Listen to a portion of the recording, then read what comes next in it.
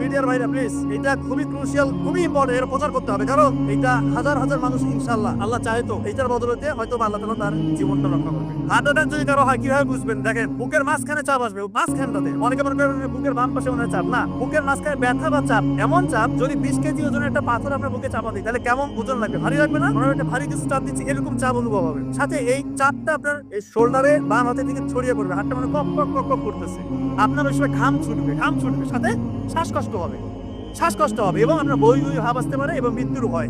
এই কয়েকটা ফিচার যদি আপনার থাকে, আপনি কাল বিলম্ব করবেন না। যদি হাসপাতাল পাশে থাকে অবশ্যই হাসপাতালে নেবেন, কিন্তু অনেকের এরকম হয় যে হাসপাতালে একটু দূরে আছে।